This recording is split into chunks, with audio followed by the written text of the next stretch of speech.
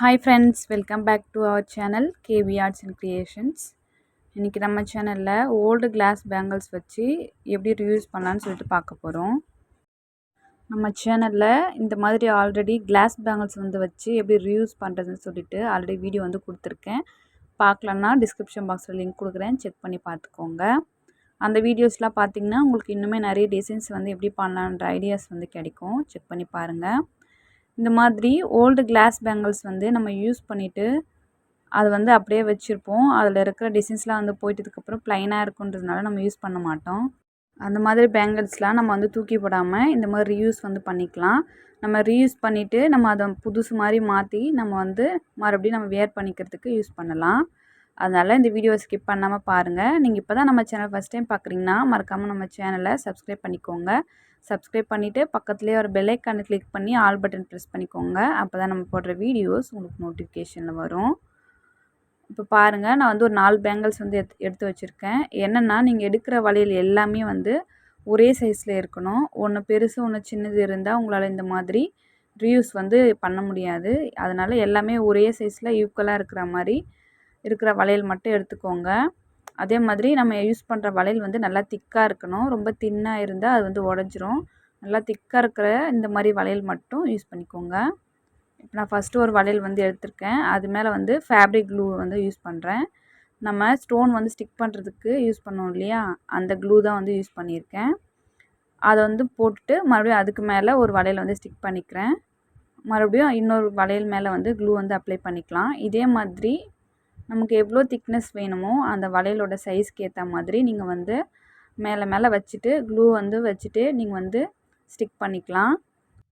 நான் இப்போது வெறும் 4 பேங்கிள் மட்டும்தான் யூஸ் பண்ணியிருக்கேன். உங்களுக்கு இதை விட அதிகமாக வேணும்னாலும் நீங்கள் உங்களுக்கு தேவையான அளவு ஸ்டிக் பண்ணிக்கோங்க. நான் சொன்ன மாதிரி சைஸ் எல்லாம் ஒரே மாதிரி இருந்தால் நீங்கள் எவ்வளோ வளையல் வேணாலும் இதில் நம்ம ஸ்டிக் பண்ணிக்கலாம். இப்போ இந்த மாதிரி 4 வளையல் ஸ்டிக் பண்ணிவிட்டு நம்ம ட்ரை ஆக விடணும். ட்ரை ஆகிறதுக்கு கொஞ்சம் டைம் கொடுத்தா தான் நம்மளால் அடுத்த ஸ்டெப் போக முடியும். உங்களுக்கு ஆரி ஒர்க் கற்றுக்கணுன்ற இன்ட்ரெஸ்ட் இருந்துன்னா நம்ம சேனலில் பாருங்கள். நம்ம ஆல்ரெடி ஆரி ஒர்க்கில் பேசிக் டு அட்வான்ஸ் கிளாஸ் சொல்லி கொடுத்துருக்கோம். அதை செக் பண்ணி பார்த்துக்கோங்க. உங்களுக்கு வேணும்னா பாருங்கள். இப்போ இந்த மாதிரி நம்ம ஸ்டிக் பண்ணிவிட்டு அதை நல்லா ட்ரை ஆக விட்டுக்கோங்க. ட்ரை ஆனதுக்கப்புறமா பார்க்கலாம். இதே மாதிரி இன்னொரு செட்டும் நான் ரெடி பண்ணிக்க போகிறேன். பாருங்கள், அதை நான் ஃபஸ்ட்டே பண்ணதால நல்லா ட்ரை ஆகிடுச்சு. இந்த மாதிரி நல்லா ட்ரை ஆனதுக்கப்புறமா 4 வளையலும் நமக்கு நல்லா ஸ்டிக்காக இருக்கும். இதே மாதிரி தான் நீங்களும் பண்ணணும். இப்போ நம்ம லாஸ்ட்டாக ஸ்டிக் பண்ணி வச்ச வளையலும் ட்ரை ஆகிடுச்சு. நீங்கள் இந்த மாதிரி டிசைன்ஸ் ரெடி பண்ண போகிறீங்கன்னா நீங்கள் ஃப்ரீயாக இருக்கிற டைமில் ஃபஸ்ட்டு இந்த கிளாஸ் பேங்கிள்ஸ் ஒட்ட வச்சுக்கோங்க க்ளூ வச்சு. அதுக்கப்புறமா நீங்கள் இந்த ஸ்டெப்பில் ஃபாலோ பண்ணிங்கன்னா உங்களுக்கு ரொம்பவே ஈஸியாக இருக்கும். சீக்கிரமாக கம்ப்ளீட் பண்ணலாம். இப்போ உங்களுக்கு தேவையான கலரில் சில்க் த்ரெட் எடுத்துக்கோங்க. நான் இப்போ ஒரு கலரில் எடுத்திருக்கேன். உங்களுக்கு எந்த கலர் வேணும்னாலும் நீங்கள் அதை எடுத்துக்கோங்க. சில்க் த்ரெட் யூஸ் பண்ணிங்கன்னா நமக்கு நல்ல ஷைனிங் கொடுக்கும் பேங்கிள்ஸ். நிறைய பேர் ஷாப்பில் வாங்கி பார்த்துருப்பீங்க. நம்ம ஷாப்பில் வாங்குகிற பேங்கிள்ஸ் சீக்கிரமாக த்ரெட் பிரிஞ்சு போயிடும் தண்ணி பட்ட உடனே.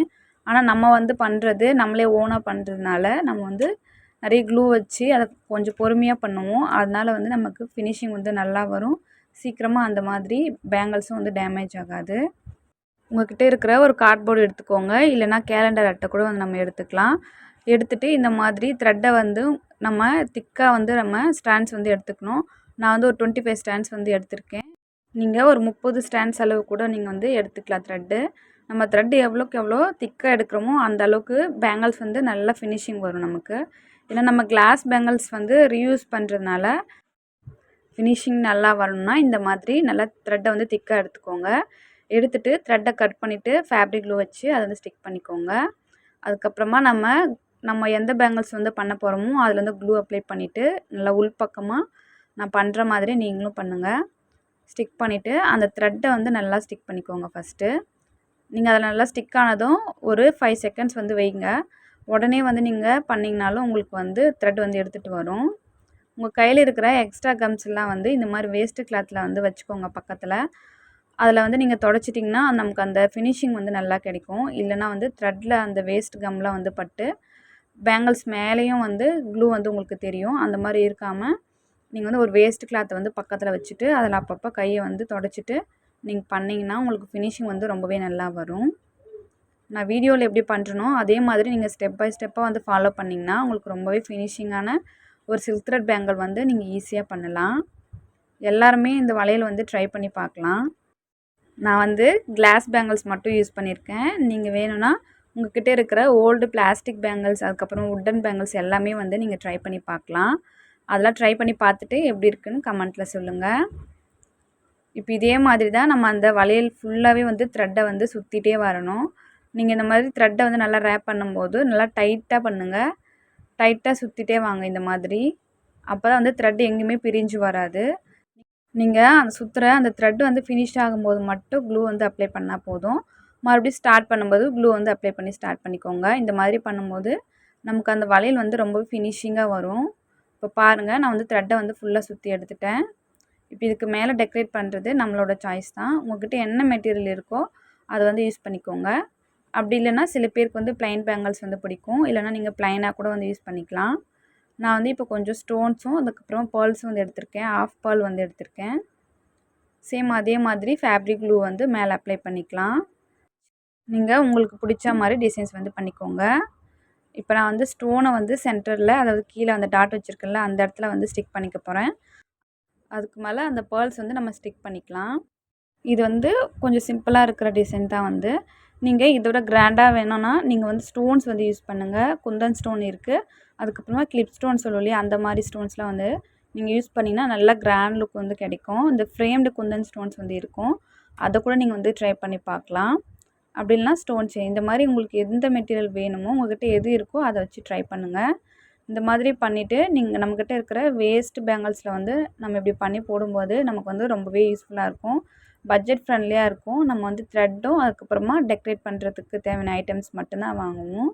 வெளியே வாங்குறதுக்கும் நம்மளே வந்து ரெடி பண்ணி போடுறதுக்கு நமக்கு நிறையவே வந்து காஸ்ட் வந்து மிச்சமாகும். கண்டிப்பாக ட்ரை பண்ணி பாருங்கள். ட்ரை பண்ணி பார்த்துட்டு எப்படி இருக்குன்னு சொல்லிட்டு கமெண்ட்டில் சொல்லுங்கள். நீங்கள் இந்த மாதிரி பேங்கிள்ஸ் வந்து ரெடி பண்ணிங்கன்னா அதுக்கு வந்து என்னோடய வாட்ஸ்அப் நம்பரில் வந்து சென்ட் பண்ணுங்கள். வாட்ஸ்அப் நம்பர் வந்து டிஸ்கிரிப்ஷன் பாக்ஸில் கொடுக்குறேன். நீங்கள் எனக்கு சென்ட் பண்ணிங்கன்னா நான் அதை வந்து யூடியூப்பில் இந்த மாதிரி ஷேர் பண்ணுறேன். உங்களோட ஒர்க் வந்து எப்படி இருக்குன்னு சொல்லிட்டு எல்லாருக்குமே வந்து நம்ம பார்க்கலாம். எல்லாருமே ஷேர் பண்ணிக்கலாம் இந்த மாதிரி.